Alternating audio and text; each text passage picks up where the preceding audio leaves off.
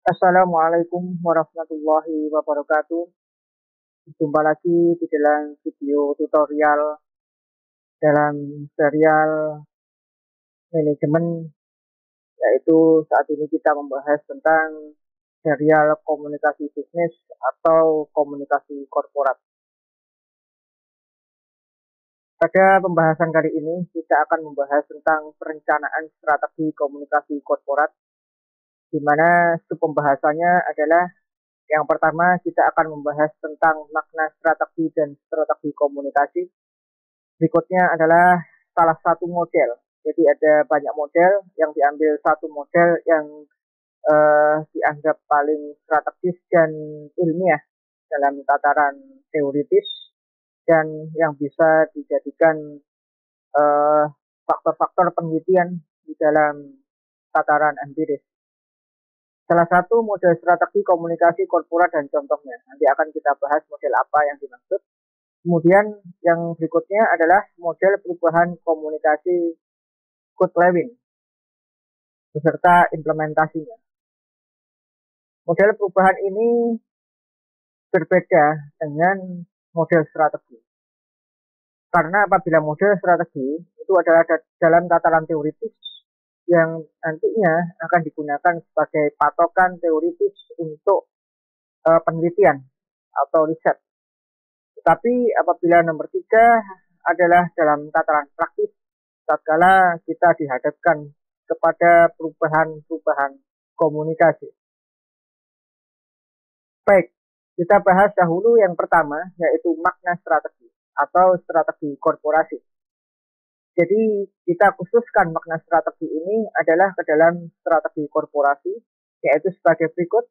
Yang pertama, perusahaan tentu memiliki visi, dan visi itu dikejawantahkan ke dalam misi. Kemudian di dalam misi, kemudian tatkala misi itu sudah dipaparkan, maka di sini ada bentuk pandangan-pandangan strategi. Pandangan dari setiap individu, mulai dari manajer pucuk pimpinan atau mungkin direksi, manajer, kemudian sampailah kepada karyawan yang paling bawah, staff, masing-masing memiliki pandangan-pandangan. Nah, bagaimana caranya agar visi misi yang dipaparkan, di mana pandangan di dalam sebuah individu, di dalam satu perusahaan, ini persepsinya adalah persepsi yang sama. Nah, maka tunggu penjelasan berikutnya. Itu pula hal atau faktor internal dan eksternal di dalam suatu perusahaan. Ini akan membentuk sebuah strategi. Termasuk juga budaya organisasi dan kode etik kerja yang kemarin kita bahas. Jadi juga ada keterkaitan secara langsung maupun tidak langsung dengan visi dan misi. Kemudian ada juga piramida struktur organisasi. Artinya di sini adalah bagaimana manajerial, kebijakan dan pelaksanaan kebijakan-kebijakan yang diputuskan oleh direksi, manajer ke bawah, itu merupakan bentuk suatu hal yang bisa dirumuskan. Ya, karena kita mendasarkan pada salah satu kondisi dan strategi. Nah, apa fungsi strategi? Yaitu adalah untuk mencapai tujuan. Jadi, apa sih sebetulnya secara terminologi daripada strategi itu? Strategi yaitu pola atau rencana yang mengintegrasikan tujuan utama perusahaan dengan serangkaian tindakan dalam sebuah pernyataan yang saling mengikat. Ini pernyataan Lynch pada tahun 2006. Jadi ada 3 kata kunci. Yang pertama adalah tujuan utama perusahaan. Yang kedua adalah serangkaian tindakan. Dan berikutnya adalah dalam sebuah pernyataan yang saling mengikat. Maka apa makna tafsir daripada 3 kata kunci tersebut? Yang pertama adalah tujuan utama perusahaan, yaitu visi dan misi yang kita bahas tadi yang membentuk sebuah pandangan. Kemudian adalah serangkaian tindakan. Segala pandangan-pandangan itu dikomparasikan dengan atau dibandingkan atau mungkin lebih tepatnya adalah berhadapan atau dihadapkan dengan hal-hal empiris yang nyata, yang fakta, yang real, maka muncullah sebuah kebijakan-kebijakan. Nah, kebijakan-kebijakan ini akan apabila kita melihat dari sebuah tataran manajemen, yaitu yang pertama adalah manajemen atau manajerial, kemudian kebijakan dan pelaksanaan kebijakan itu sendiri. Lalu kemudian kata kunci yang ketiga yaitu pernyataan yang saling mengikat. Apa itu pernyataan yang saling mengikat? Di sini adalah membentuk dari budaya organisasi dan kode etik kerja yang harus dan telah disepakati oleh seluruh individu di dalam satu cakupan perusahaan. Salah satu model perencanaan strategi komunikasi korporat yang akan kita bahas adalah salah satu model yang bagaimana dituliskan di buku. Yang pertama adalah model-model secara penelitian atau secara sains. Yang pertama adalah memiliki beberapa tahap, yaitu penelitian formulatif. Penelitian formulatif memiliki beberapa langkah. Yang pertama adalah menganalisis situasi. Jadi untuk formulatif, artinya formula, kita membuat formula-formula atau desain, yang dimana sebelum desain itu dibuat, kita harus terlebih dahulu mampu menganalisis beberapa hal. Yang pertama adalah situasi. Yang kedua adalah menganalisis organisasi. Kalau situasi adalah eksternal, kalau organisasi adalah internal, dan yang ketiga adalah menganalisis publik. Artinya adalah menganalisis stakeholder yang memang betul-betul kita analisis secara komprehensif. Artinya bukan hanya di lingkungan perusahaan atau investor saja, tetapi masyarakat dan siapapun yang terkait dengan perusahaan atau organisasi tersebut harus dianalisis sebelum melakukan sebuah komunikasi terhadap masyarakat atau stakeholder yang memang betul-betul terkait dengan perusahaan atau organisasi tersebut. Kemudian adalah tahap kedua, yaitu sudah tahap strategi. Desain atau formula yang sudah dibentuk, kemudian harus dirumuskan strateginya. Di mana perumusan strategi ini memiliki beberapa langkah sebagai berikut. Yang pertama adalah menggambarkan tujuan dan sasaran. Jadi tujuan dan sasaran ini sangat penting sekali untuk ditentukan, terutama adalah direncanakan dengan matang. Kemudian langkah kedua adalah merumuskan tindakan dan strategi dalam respon. Artinya apa? Artinya kita juga harus memikirkan tindakan apa. Dan kemudian bagaimana tatkala tindakan komunikasi itu sudah kita laksanakan, pasti ada respon. Tatkala komunikasi ini berhasil, maka responnya akan tinggi. Baik respon positif maupun respon negatif. Itu sudah biasa di dalam organisasi. Respon positif itu adalah pujian, sanjungan. Sedangkan respon negatif adalah kritik, ya, kemudian saran berupa berbagai macam bentuk. Namun dari sisi kemanfaatannya, kita melihat bahwa respon positif yang bersifat pujian itu manfaatnya lebih bersifat mendukung. Tetapi tatkala kita melihat respon negatif atau berupa kritikan, saran, bahkan mungkin celaan, itu adalah bersifat membangun. Artinya apa? Artinya ada sesuatu hal yang harus dievaluasi dan diperbaiki. Itu nanti kepada tahap berikutnya. Jadi kita saat ini adalah menentukan strategi dalam respon dahulu. Dalam organisasi atau di dalam perusahaan. Tidak bisa tatkala ada respon daripada objek komunikasi, lantas respon positif kita terima, respon negatif kita tolak mentah-mentah atau bahkan kita usut ke ranah hukum. Tidak boleh demikian. Yang betul adalah kita harus menentukan strategi. Mana yang memang itu bersifat membangun dan mana yang memang itu bersifat mencelakakan. Tanda kutip adalah memang merusak reputasi, yaitu adalah pernyataan-pernyataan orang yang ada di dalam dirinya sifat yang ingin menghancurkan organisasi atau perusahaan. Karena dengki mungkin, karena iri dan sebagainya. Sehingga apa ucapan tersebut tidak sesuai dengan faktanya.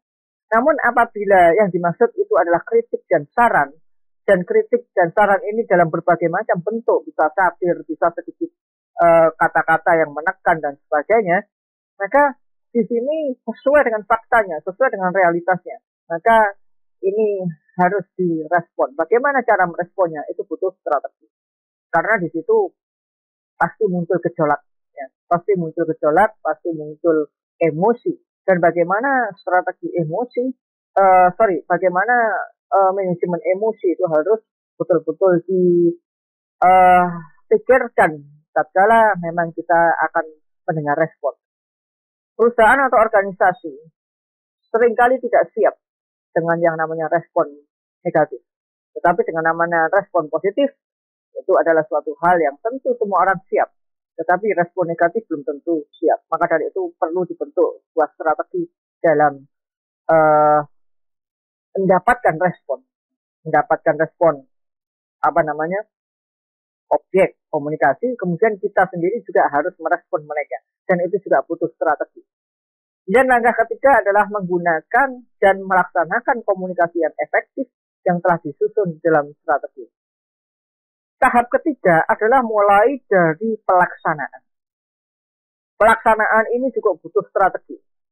Mulai dari tata cara, media, lalu kemudian bagaimana waktu kita mengucapkan, dan bagaimana kita harus berpenampilan, itu merupakan sebuah strategi. Komunikasi di dalam bisnis maupun komunikasi di dalam perusahaan tidak langsung semena-mena seenak kita berkomunikasi dengan orang-orang di luar kepentingan bisnis dan organisasi. Komunikasi di dalam bisnis dan korporasi itu harus memikirkan sampai hal-hal yang detail. Media, waktu, pakaian, bahkan mungkin kesabaran dan tata bahasa kita itu harus betul-betul diatur, betul-betul distrategikan, betul-betul difikirkan sebelum itu dilaksanakan. Dan langkah ketiga adalah langkah pelaksanaan. Ini terlebih lagi, kita harus betul-betul mengkontrol. Bahkan sampai kemudian mimik wajah, bahkan sampai kemudian sorot mata, bahkan sampai kemudian gerak-gerik tubuh. Artinya kita berbahasa non-verbal, itu pun juga harus dipikirkan. Kemudian adalah tahap 3, yaitu berupa taktik. Di dalam taktik, ini adalah bagaimana memilih taktik berkomunikasi. Tertuang dalam Renstra. Langkah ketiga tadi sudah menggunakan dan melaksanakan. Kemudian bagaimana di dalam melaksanakan itu kita perlu memilih taktik, sebuah taktik. Apa bedanya strategi dengan taktik? Kalau strategi masih berupa desain normatif di atas kertas, ya. Tapi kalau taktik itu sudah merupakan masuk kepada standar operasional prosedur atau SOP.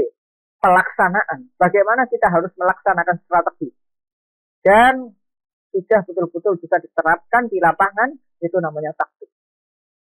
Tentu setiap organisasi berbeda-beda taktiknya. Tentu setiap perusahaan berbeda-beda taktiknya. Kita tidak bisa menyamakan antara satu dengan yang lain. Karena ini teori, maka dibuat seolah-olah semuanya global.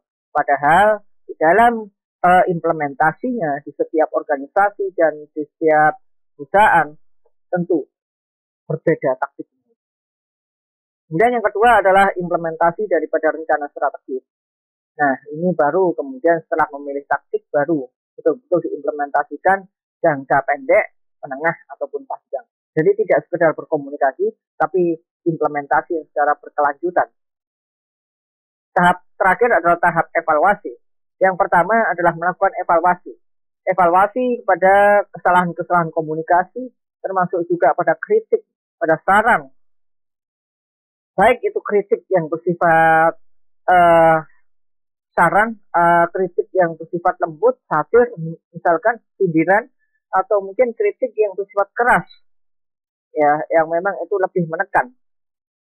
Barulah tatkala evaluasi itu dikumpulkan, artinya evaluasi ini apa? Evaluasi ini adalah mengumpulkan data-data yang bersifat kritik dan meng-cross-check-nya. Artinya apa? Apakah kritik dari para objek, ya, objek komunikan ini betul atau tidak, sesuai dengan fakta atau tidak, di cross check. Tatkala sesuai dengan fakta, maka saudara harus mengumpulkan data-data evaluasi. Seperti contohnya, misalkan sebagaimana yang kemarin kita diskusikan tentang bagaimana di Kalimantan Utara, perawat-perawat di sana, di salah satu kabupaten ya, perawat-perawat di sana, itu awal sebelum pandemi itu tidak menggunakan seragam dengan baik dan benar. Kemudian setelah pandemi mereka mulai berbenah diri dan sadar, ya. Tetapi masih ada saja perawat-perawat yang memang tidak mau menggunakan seragam dengan baik yang benar, termasuk APD dan sebagainya. Padahal sudah dikomunikasikan dengan baik, sudah diawasi dengan baik dan sebagainya. Maka ini memang demikianlah yang namanya pemimpin, kemudian juga berkomunikasi, itu ada kalanya komunikasi kita diterima dan ada kalanya tidak. Maka perlu adanya langkah evaluasi lanjutan. Artinya apa? Sebagai seorang pemimpin tidak boleh menyerah demikian dengan halnya situasi dan kondisi yang ada. Artinya tatkala memang saudara katakanlah misalkan sebagai pemimpin untuk mensosialisasikan pemakaian seragam ini merasa gagal, padahal perubahan 70% itu sudah sangat baik sekali. Tetapi saudara mentargetkan 90%. Ya mungkin kita harus mengevaluasi target itu sendiri. Dalam waktu 3 tahun, 90% perawat sudah harus berpakaian seragam yang baik dan benar. Dalam kondisi kabupaten di wilayah Kalimantan Utara itu berbeda halnya dengan kondisi kota di Surabaya atau mungkin kabupaten di Sumatera Utara, mungkin berbeda sekali. Hal-hal yang menyangkut kondisi wilayah dan budaya itu memang perlu dievaluasi lagi. Artinya apa? Artinya kalau target itu gagal, janganlah kita menyerah, namun coba kita melakukan evaluasi, mengambil data, kemudian melakukan riset. Kerjasama dengan para ahli, kerjasama dengan orang-orang yang memang ahli di dalamnya. Nah, saat ini kita memiliki Zoom, memiliki media komunikasi dan lain sebagainya. Perluas lagi jaringan komunikasi, saudara. Perluas lagi jaringan komunikasi kepada para ahli, khususnya adalah ahli yang di bidang manajemen kesehatan ya, mungkin manajemen rumah sakit atau MARS itu lebih paham tentang hal-hal yang terkait dengan kode etik dan disiplin kerja para nakes.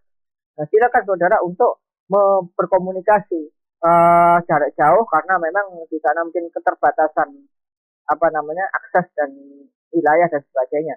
Tapi tentunya penting di sini untuk melakukan riset, kemudian untuk melakukan evaluasi ulang. Kalau memang tidak mampu untuk mencapai target dalam waktu yang ditentukan, maka evaluasi akan terus berjalan.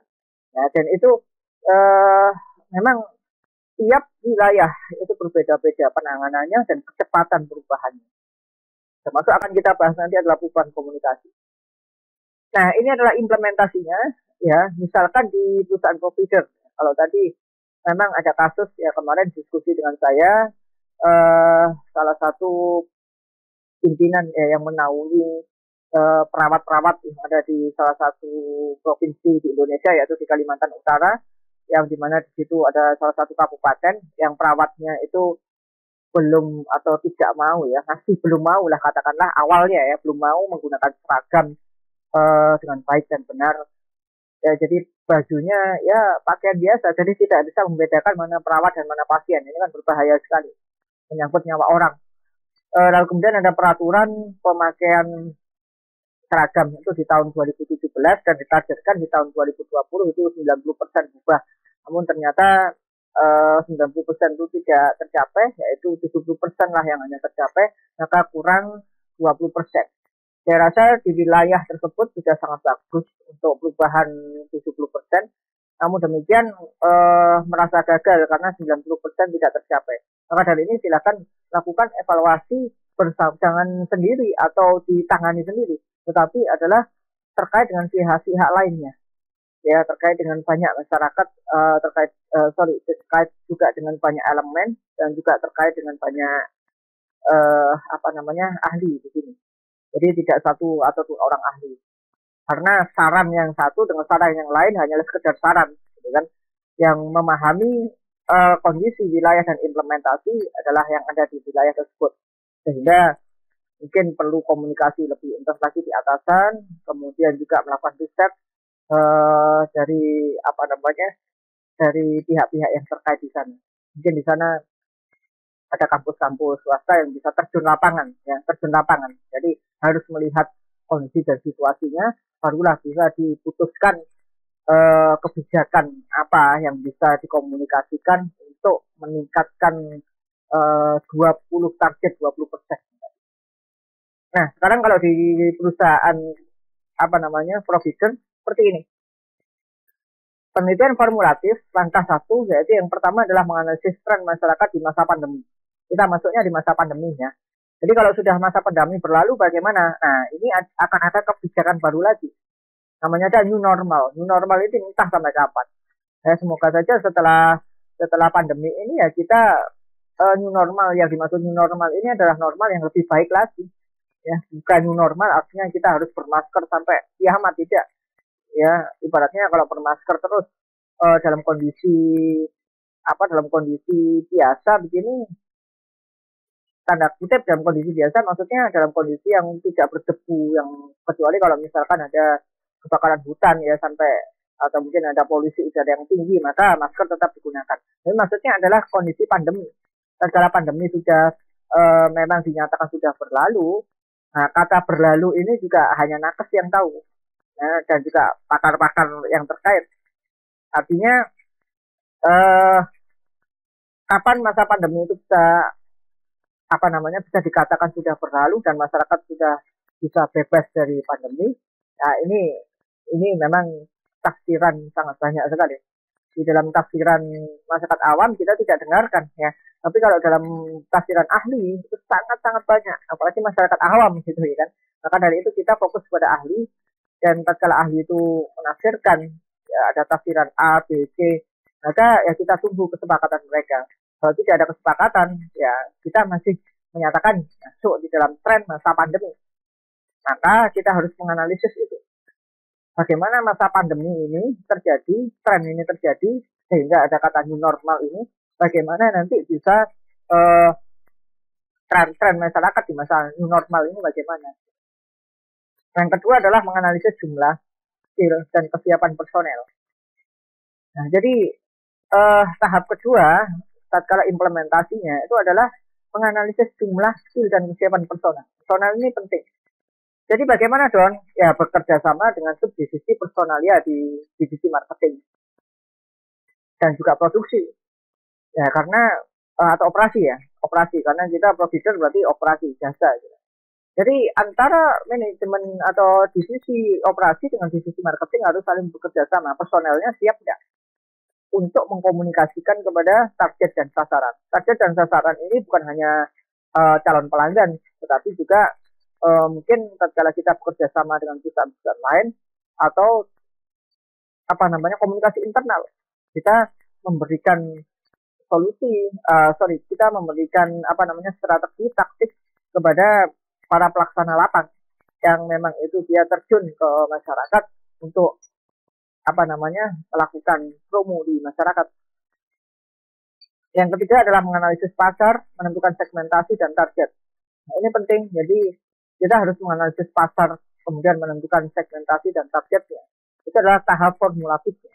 Dan tahap kedua yaitu tahap strategi, kemudian menggambar peta wilayah target. Artinya target sasaran promo itu apa? Mana ya? Target sasaran promonya mana? Katakanlah target sasaran promonya wilayah Kota Malang. Di Kota Malang wilayah mana? Blimbing katakanlah. Nah, itu kita gambar. Mana yang sekiranya titik-titik yang strategis untuk ditarik kabelnya, katakanlah yang lebih dekat. Jadi tidak bisa kita mempromosikan ke wilayah yang penarikan kabelnya itu lebih jauh daripada kabel utama. Ya, jadi kalau provider itu harus wilayah-wilayah, katakanlah ada kabel utama itu di jalan raya besar ya. Jalan raya besar itu biasanya sudah tertancap kabel-kabel. Lalu untuk masuk ke kabel jaringan yang lebih halus lagi, itu maka kita tidak bisa memasuki yang jauh dulu. Karena kita akan melewati yang terdekat dari jalan raya itu. Yang lebih jauh dari jalan raya, tatkala ini sudah iya, kemudian kita melewati yang terdekat, kampung-kampung yang terdekat dari jalan raya, maka kampung yang terdekat dari jalan raya pun protes. Kecuali kalau itu sudah strateginya udah matang. Artinya apa? Artinya memang ini pancingan. Kalau memang iya dia narik kabel, kemudian ini protes, kita siap dengan kritik, protes, dan strategi tadi. Nah, tadi kan kita sudah bicarakan ya, bagaimana kita juga harus siap respon, strategi respon tadi. Nah, kita merespon, kemudian kita balik melemparkan promo. Apakah dia mau enggak? Nah, tapi risikonya kalau dia enggak mau dan sudah susah di lobby, maka yang sudah deal, yang lebih jauh daripada jalan raya ini tadi deal, ya maka tidak bisa menandatangani MOU untuk perjanjian kampungnya dialiri oleh provider tersebut. Maka yang terjadi justru namanya konflik. Nah, itu risikonya. Nah, kalau sudah konflik bagaimana? Akhirnya orang nggak percaya lagi dengan provider ini. Maka dari itu memang yang lebih aman adalah yang terdekat dulu. Nah, tentu strategi komunikasinya juga berbeda. Ya kan, kita berikan yang sesuatu yang menggambarkan bahwasanya provider ini memang betul handal ya untuk digunakan. Sehingga kalau yang di dekat jalan raya mau, akhirnya ini bisa gampang nyambung atau nariknya yang di wilayah-wilayah yang belakang, ya, yang lebih jauh dari jalan raya gitu. Nah, yang kedua adalah melakukan tindakan promosi dengan media mail. Nah, ini mulai dari medianya apa? Ternyata kalau sudah pandemi gini, kampung-kampung banyak ditutup, banyak PPKM mikro juga kan. Belum lagi kalau misalkan ada bendera-bendera hijau, berarti hijau ini aman dari COVID. Itu kalau sudah kuning merah gitu kan, padahal itu sudah ditargetkan masuk ke situ, ternyata kok di tanda kutip di lockdown lokal gitu kan ya. Akhirnya banyak dari para pekerja lapangan ini yang istilahnya off job gitu ya, artinya sudah tidak bisa lagi bekerja di lapangan. Maka strategi diubah ya menjadi media. Medianya apa saja, bisa email, bisa WhatsApp. Nah, kalau WhatsApp ini terkadang kesan mengganggu karena WhatsApp ini kan berbeda dengan email ya. Kalau email kita mesti pendaftaran itu kita menyertakan email gitu. Tapi juga terkadang pendaftaran kan kita menyertakan nomor telepon, kita bisa lah di WhatsApp gitu. Nah, saja kalau WhatsApp-nya pribadi, terkadang orang merasa, loh ini WhatsApp pribadi berarti penting, tapi ternyata dibuka, promo. Email kan sudah biasa itu, email masuk, itu ya, promo yang kan orang biasanya satu orang itu banyak email udah biasa. Email kantor, suaranya ini gitu, kalau ada email masuk dari bos gitu ya, atau mungkin respon dari bawahan. Kalau misalkan email email dari yang biasa nggak ada suaranya gitu. Nah, tapi kalau WhatsApp berbeda lagi. WhatsApp tidak bisa 2 akun, itu 2 nomor gitu, atau di cloning. Ya kan? Oke ya. Kemudian langkah ketiga adalah mencari alamat email target. Nah, ini. Awalnya kita sudah menentukan strateginya email. Oke, pakai email, udah disetujui. Kemudian kita melakukan tindakannya adalah mencari alamat email target. Mas itu pendaftaran ada ya. Kita mengumpulkan data-data. Nah, kemudian tahap taktik adalah yang pertama membentuk email penawaran, ya, bentuk email penawaran. Itu kita musyawarahkan, kita rapatkan, kita strategikan, ya. Kemudian, ternyata emailnya bentuknya pamflet dengan warna yang cerah, dengan bahasa simpel, tidak banyak tulisan. Lalu kemudian kata-katanya ditekankan kata promo daripada diskon. Kemudian barulah langkah kedua menyebarkan email tersebut ke target. Kemudian langkah keempat adalah evaluasi. Nah, di sini evaluasinya adalah melihat responnya. Respon apa? Respon objek, ya. Respon target, objek komunikasi atau target tadi bagaimana? Kemudian menganalisis efektivitasnya di dalam penyebaran melalui email. Ternyata apabila efektif kita bisa lanjutkan dengan yang tampilan-tampilan yang lebih baik. Tetapi apabila tidak efektif ya ganti media lagi. Media apa yang lebih efektif? Mungkin WhatsApp, bolehlah WhatsApp, tapi bagaimana caranya? Tata caranya ini juga perlu strategi. Tidak bisa langsung seperti pedagang-pedagang online yang kurang profesional. Tiba-tiba aja WhatsApp tawar-tawar dengan WhatsApp pribadi. Saya pernah komunikasi yang sangat buruk sekali. Tiba-tiba malam-malam itu ada kata salam. Assalamualaikum, selamat malam. Saya pikir ini nomornya siapa, ya kan? Kalau misalkan WhatsApp-nya itu WhatsApp bisnis, itu tidak ada katakanlah promo apa gitu. Oh ini WhatsApp, tapi itu tidak. Nomor itu masih berupa nomor angka gitu kan. Saya ada yang bisa saya bantu. Saya pikir mahasiswa mau konsultasi atau bagaimana gitu kan. Gitu. Kami menawarkan produk barang. Ini siapa? Begitu ditanya ini siapa, dia menjawabnya seenaknya. Ya dia sebut nama. Kami dari perusahaan ini. Apa yang saudara tawarkan? Gitu. Saya menawarkan parfum. Ya dia mulai berpromosi. Loh. Bentar. Anda ini tiba-tiba nyelonong masuk promosi, Anda dapat nomor saya dari mana gitu loh. Tanpa basa-basi dia. Nah, melakukan promosinya promosi konvensional, bagaimana orang dagang. Nah, ini kan sudah malam-malam tiba-tiba di WhatsApp pribadi. Saya pikir mahasiswa mau konsultasi, kalau saya memang kalau mahasiswa atau mungkin klien konsultasi sih tidak masalah gitu loh. Mahasiswa atau klien konsultasi di waktu malam, asalkan tidak larut malam, di atas jam 10 aja ya. Waktu itu kan masih jam 8 gitu ya, setelah isya. Saya pikir konsultasi tidak apa-apa, ternyata tawar produk gitu. Nah ini komunikasi yang sangat buruk. Harusnya bagaimana? Harusnya permisi Pak, ya kan? Saya langsung aja Assalamualaikum atau selamat malam, permisi, saya dari PT ini atau TP ini, saya bernama ini mau menawarkan produk, Bapak berkenan atau tidak? Nah, maka dari itu saya tanya produk apa gitu kan.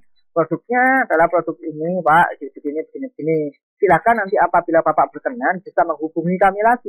Jadi saya yang menghubungi jenengan gitu loh. Saya yang menghubungi Anda kalau saya memang tertarik. Nah, maka WhatsApp itu sebagai sentilan pertama. Contoh misalkan, permisi Pak, saya dari PT DEF lah katakanlah ya, PT DEF bergerak di bidang penjualan parfum.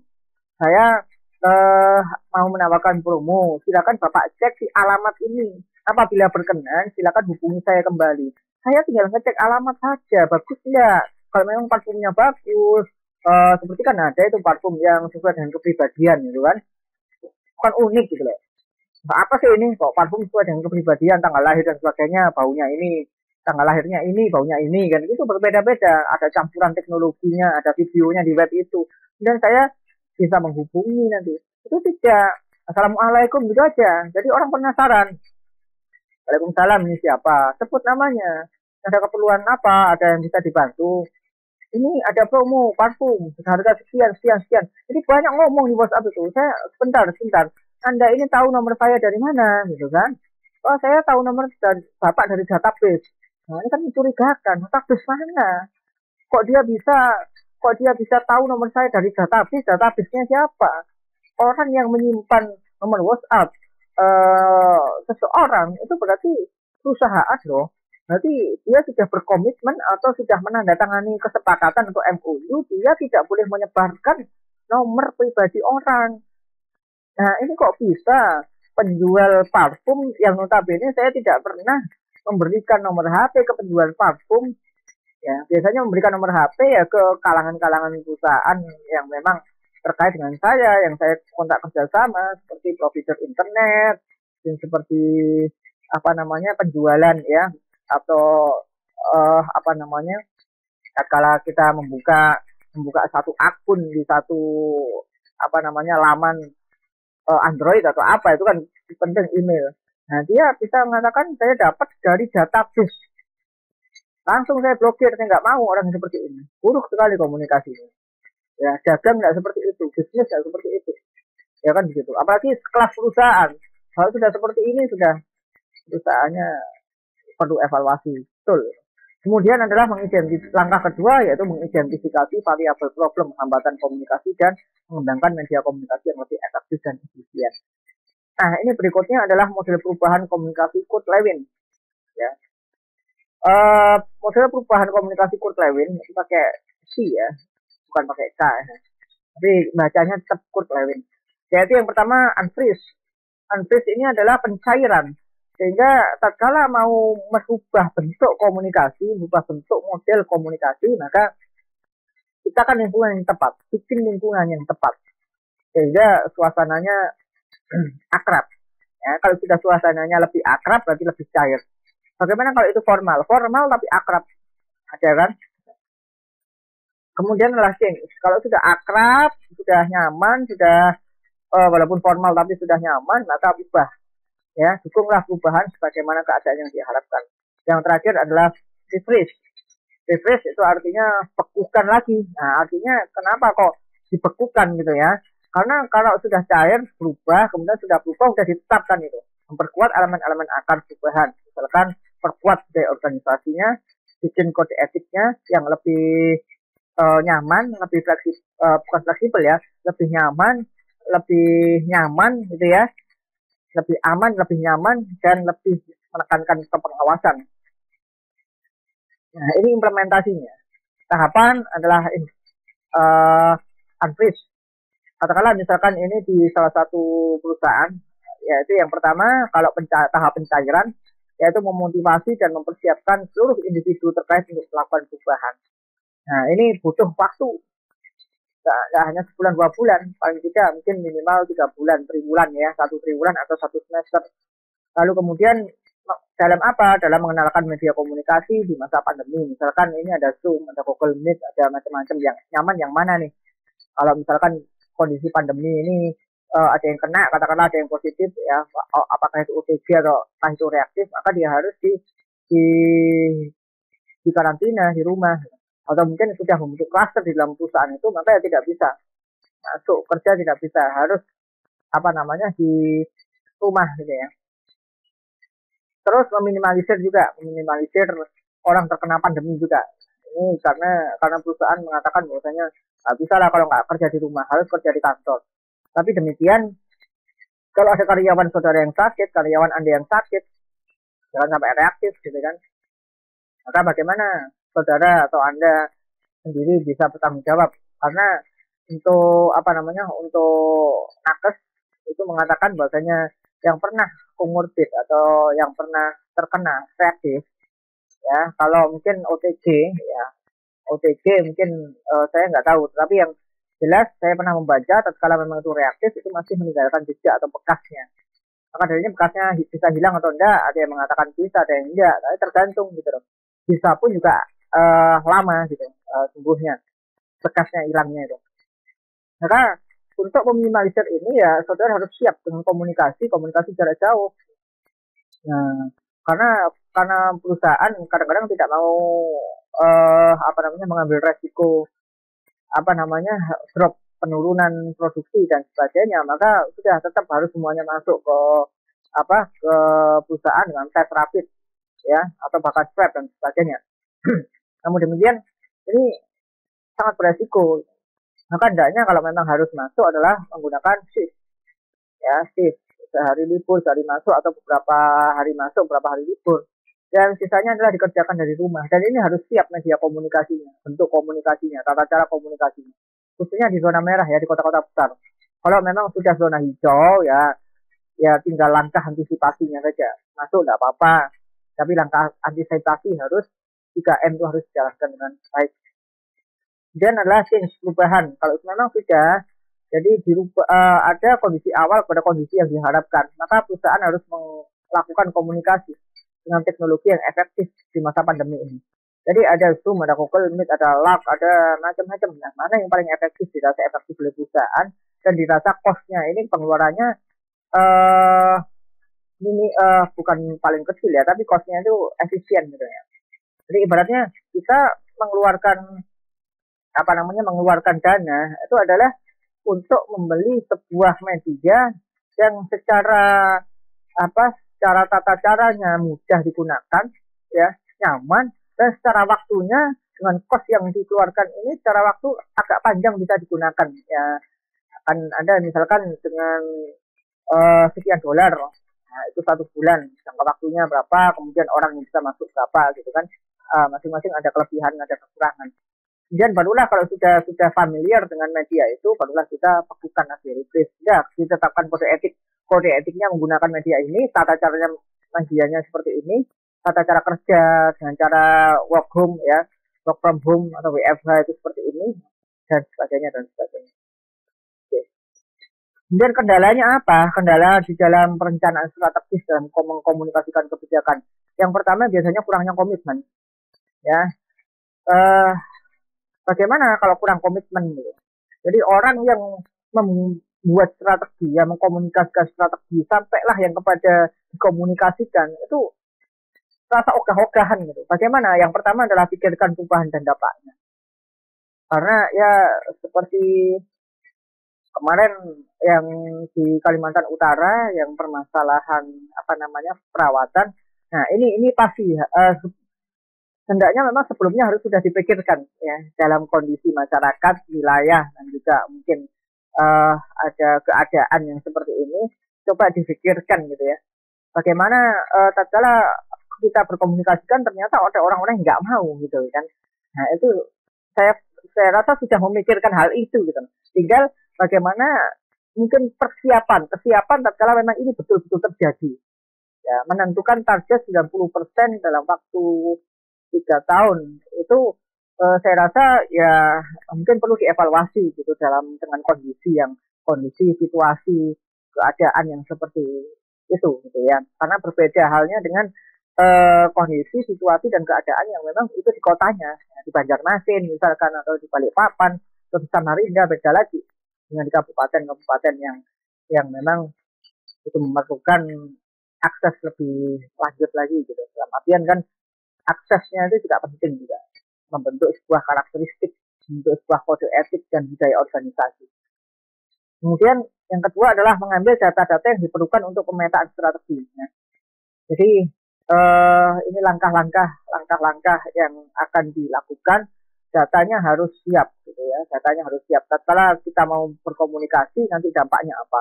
Nah, untuk melihat dampak ini perlu melakukan riset.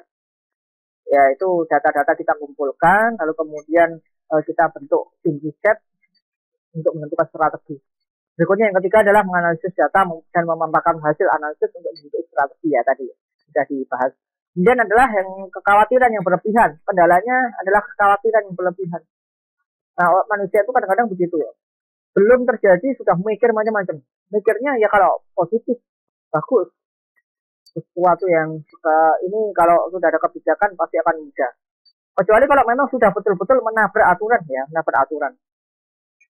Contoh menabrak aturan apa? Misalkan dalam suatu organisasi tersebut, ayo kita investasi suatu barang yang kurang bagus gitu ya, buka prostitusi katakanlah. Ya, itu sudah nabrak aturan. Yang jelas kalau yang sudah nabrak aturan, nabrak norma, nabrak agama, ya sudah itu merupakan suatu hal yang tidak perlu dipikirkan mendalam, resikonya memang beresiko sekali gitu. Tapi tatkala itu sudah tidak menabrak aturan, tatkala itu memang boleh dilaksanakan, dalam artian tidak ada yang melarang, tidak ada larangannya gitu ya. Contohnya saya promo, yang mempromosikan dengan media email, dengan media WhatsApp, silakan. Tidak ada larangan kita mempromosikan dengan media WhatsApp, tidak ada larangan. Silakan saja saudara promo lewat WhatsApp. Tapi ada tata caranya gitu loh.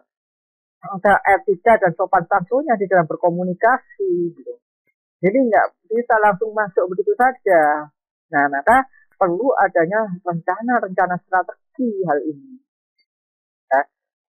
Ini kan adalah mengimplementasikan berdasarkan persetujuan pimpinan dan elemen terkait. Disertai landasan hukum dan kode etik yang kuat.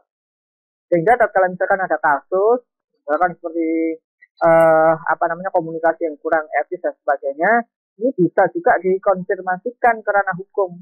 Apakah komunikasi yang berbentuk seperti ini, katakanlah ada gambar-gambar yang tidak senonoh, ini masuk ke ranah hukum, ada masuk dan ke ranah hukum, maka ini bisa siapa yang harus bertanggung jawab dan siapa yang harus dihukum, itu jelas. Apakah ini oknum, apakah ini memang sudah merupakan bentuk manajerial. Kalau bentuk manajerial ya perusahaannya yang salah. Gitu. Artinya ini sudah distrategikan gambar ini dipasang. Tapi kalau di dalam rencana strategi, di dalam perencanaan taktik dan sebagainya tidak ada, tetapi kemudian dicek, oh ternyata oknum ini yang harus bertanggung jawab. Nah, jadi landasan hukum dan kode etik, terus kemudian pencatatan tanggung jawab siapa yang harus dilaksanakan dan tanggung jawabnya bagaimana itu harus ada. Laksanakan komunikasi maksudnya ya. Kemudian yang berikutnya adalah tidak mampu. Nah ini repot. Tapi juga tidak juga sebenarnya kan. Segala ada kalanya di dalam satu perusahaan itu divisi, salah satu divisi yang ditugaskan untuk menyampaikan komunikasi itu tidak ada yang mampu. Kalau kita nggak bahas perusahaan besar ya, kita membahas perusahaan secara umum. Kadang-kadang kalau misalkan ada perusahaan, katakanlah ya UMKM masuk, gitu. Atau mungkin perusahaan kecil, atau ya seperti perusahaan menengah kecil gitu ya. Ibaratnya tidak ada divisi itu yang untuk menyampaikan komunikasi dengan baik. Sedangkan melakukan rekrutmen itu adalah hal yang cukup mahal, murah biaya. Nah, maka bagaimana? Ya, maka dilakukan sebuah pelatihan-pelatihan, ya, trainer. Mungkin lebih murah mana biayanya? Melakukan rekrutmen orang-orang yang memang sudah berpengalaman dan memiliki integritas untuk diajak bergabung.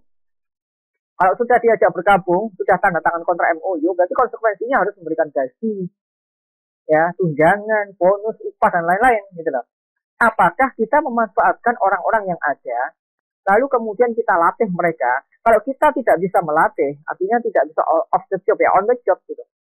Artinya apa? Artinya ya kita mengambil orang dari luar, katakanlah trainer, akademisi, dosen, misalkan. Kalau dosen aja kurang ya, biasanya kalau di perusahaan ada gabungan antara dosen dengan trainer. Nah, kalau dosen tuh membentuk teorinya seperti ini, nanti trainernya itu prakteknya seperti ini. Biarkan tim riset di bank di perusahaan tersebut itu melakukan riset dengan mengkomparasikan antara teori dengan praktek yang ada. Nah, begitu ya. Kadang-kadang dosen sebagai trainer. Ini saya rasa zaman kampus Merdeka ini ada ya dosen sebagai trainer. Tetapi tetap saja yang namanya dosen as trainer, dosen sebagai trainer, itu kecondongannya lebih ke arah akademisi. Kecuali ya dia jarang ngajar, beda lagi. Nah, berarti dia sudah menjadi trainer. Katakanlah misalkan kalau trainer ya dia mendalami trainer. Kecuali biasanya dosen komunikasi itu banyak yang dosen as trainer gitu. Dan juga dosen-dosen yang lainnya sekarang zaman kampus Merdeka ini sudah multi talenta, multi kemampuan, multi skill itu sudah ada. Gitu. Walaupun demikian juga untuk membentuk satu komunikasi yang baik memang tidak boleh satu trainer saja. Ini trainer langganan saya seperti ini. Nah, ini merupakan sesuatu yang mempersempit ruang pengetahuan. Jadi mungkin ada mungkin gantian lah dalam waktu 1 tahun, katakanlah 3 bulan sekali mengadakan pelatihan.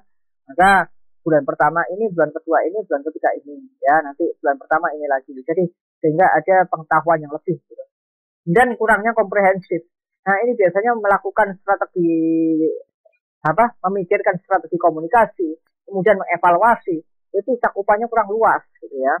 Jadi kalau misalkan yang ditujukan di sisi pemasaran, ya mungkin orang-orang di sisi pemasaran aja yang bermasalah. Padahal tidak demikian. Di sisi pemasaran ini berkoordinasi dengan siapa? Ya kemudian mengimplementasikan komunikasi kepada siapa?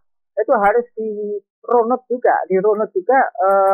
hal-hal yang perlu untuk dirunut. Artinya apa? Artinya dia berkoordinasi dengan siapa, mengkomunikasikan dengan siapa, bertanggung jawab kepada siapa. Itu harus ada data-datanya sehingga kita evaluasi secara menyeluruh, secara komprehensif.